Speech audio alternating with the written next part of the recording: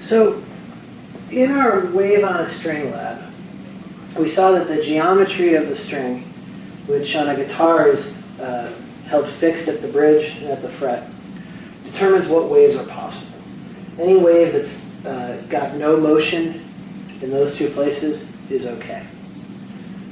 These large standing waves only exist for certain frequencies because you need to be sending them in at the exact right frequency that when they reflect off the boundaries, they overlap themselves and build up. You need to have that kind of constructive interference. So these are some wild pictures that are meant to tell something really cool. When you pluck a string, it doesn't just resonate at one frequency, it resonates at many of them.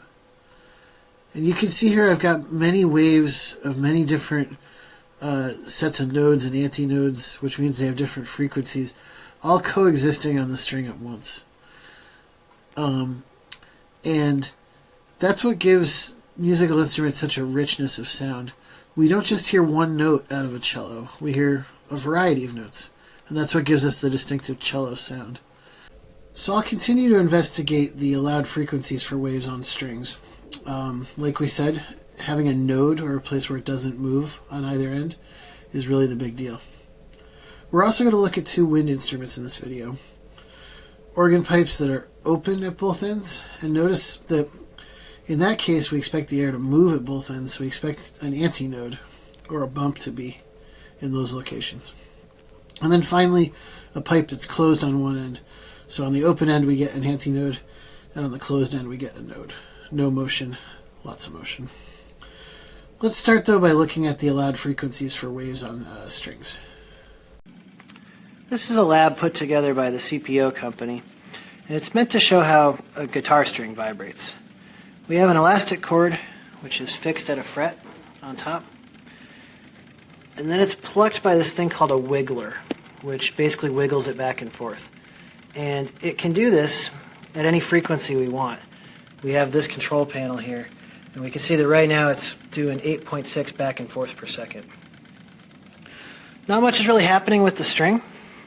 No big motion, and that means that waves knocking off the fret and coming back, they're not interacting constructively with the waves coming from the wiggler, so we don't see any big motion. But we saw from our springs yesterday that there are certain frequencies where we do expect to see waves overlapping with previous waves.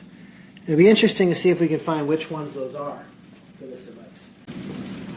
So I'm just going to go up until I see a large standing wave.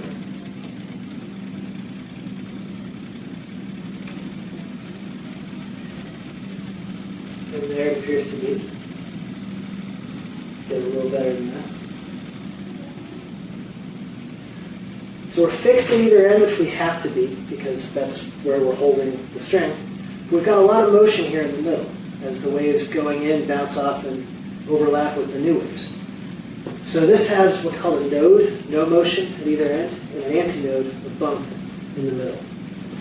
And it is at 12.8 hertz. Then you go up to the next interesting one. And there it is. So we've got two antinodes or bumps and three nodes. It's fixed here. It's actually stopped dead there. I can even see the dust on the string. And it stopped there. So this is 25.7. We'll keep going until we can see three.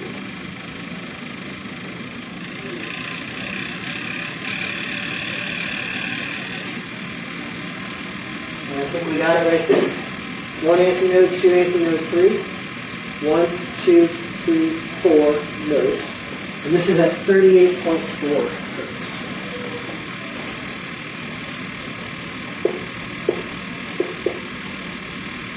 So I think you can see a pattern, at least I hope you can.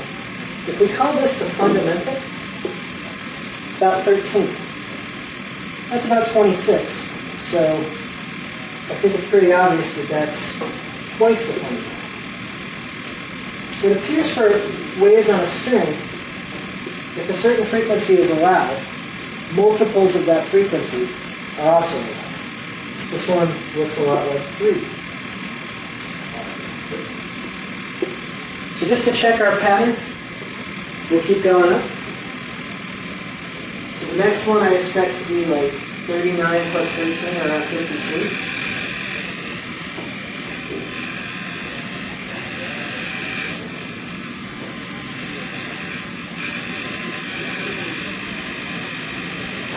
Share it up. There we are.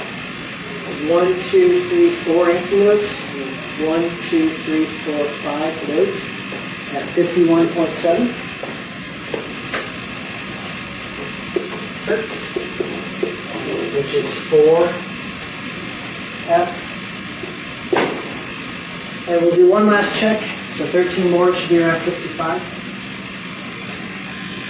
And what we're seeing is that all of these for waves on a string appear to be allowed.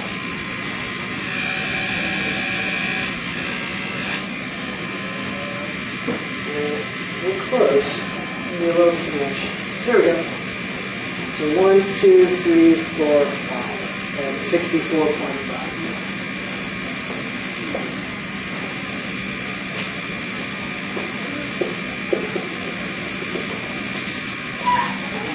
So all of this is because of the only requirement a guitar string puts on its waves that they be fixed at either end. It's important to remember that what's actually constrained geometrically is the wavelength. We're saying that we need a piece of the wave such that we get a node at either end of our string. So we have to go over to a full wave and look at what would cause that. A full wave is 2 antinodes, the peak and the valley of the sine wave oscillating back and forth, and 3 nodes, 1, 2, 3. So the smallest piece of the wave that can get trapped on a string is actually half a wave between this node and this node. And that means that the longest wave that can get trapped on a string is actually half a wavelength, this purple guy here. So we're going to say the length of the string is half a wavelength, meaning that a wavelength is twice the length of the string. Now, what does that have to do with frequency? We have the wave speed equation. Velocity in meters per second is wavelength in meters times frequency in 1 over seconds. So frequency is the wave speed divided by the wavelength. So if I go ahead and take my wavelength and plug into my wave speed equation, lambda being 2L, my frequency ends up being V over 2L. And that is how I could solve for the first frequency that will get trapped on this wave here. It has to do with the wave speed, which we know depends on the tightness of the string and the diameter and such, and also its length. What about the other frequencies? Well, the next one up that's going to trap 2 nodes is going to be a full wave using this node and this node. So I'm going to say that that's 2 over 2 lambda, or twice as big as the previous wave, and that equals the length of the string. So wavelength is the length of the string, basically, in this case. Plug that wavelength in to our wave speed equation, and we end up with this, which we notice is twice what we had before. So the next allowed frequency is twice the first allowed frequency.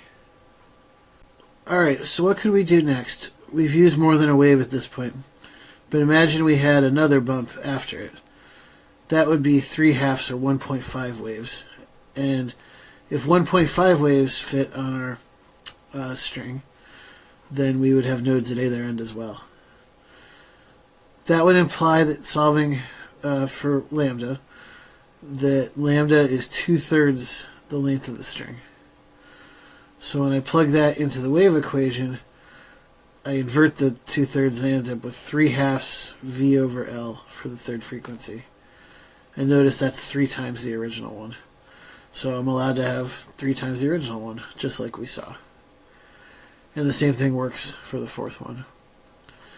So this lets us calculate, based on the wave speed and the length of the string, what the first 4 frequencies allowed are, and we see that every multiple of them is okay. That's not going to be true for every instrument. Let's look at one where it's not true. So for an organ pipe that's closed at one end, or honestly a soda bottle, we have lots of air moving up here, and air doesn't move down here. And that means up here we have to have an antinode, and down here we have to have a node. So if you start to divide a full wavelength into what fits that category, antinode at the top, node at the bottom, we can think of how a quarter of a wavelength is the most fundamental piece that fits in there, and that's kind of this orange guy here. So that would just be a quarter of a wavelength. 1/4 lambda is the length of the tube, where lambda is 4 times the length of the tube. We plug that into our wave speed equation, we get frequency is velocity divided by 4 times the length of the tube. Now, I can't put in 2 quarters or half, because that would get me to a node, and then I'd have a node at both ends. So that's not allowed.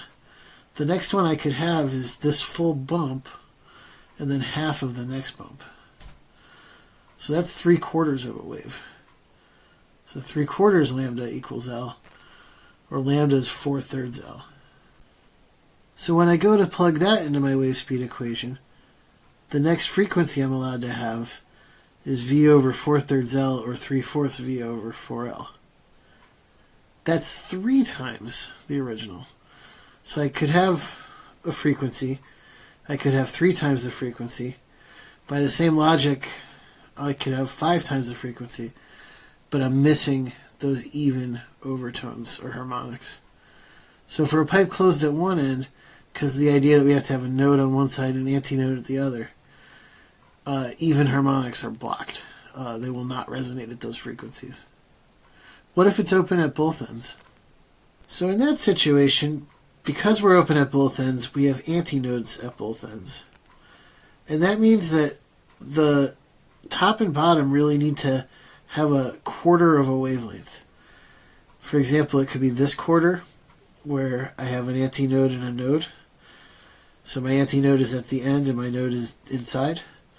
Or it could be this quarter, which is just obviously the upside down version of that. And the most fundamental piece I could have would be like these middle 2 quarters, missing the top quarter and the bottom quarter. Well, that's half a wavelength. So half a wavelength is the length of the tube. The wavelength is twice the tube length. Plug into the wave speed equation. We get our equation for our fundamental frequency.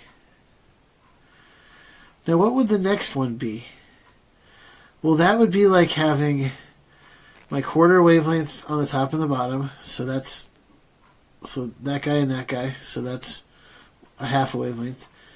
And then another bump in the middle, another antinode in the middle. That would be another half a wavelength. And that would be a full wavelength. So when you go through all the equation plugging into, you do end up with an allowed second harmonic. Twice the fundamental frequency will be allowed for this.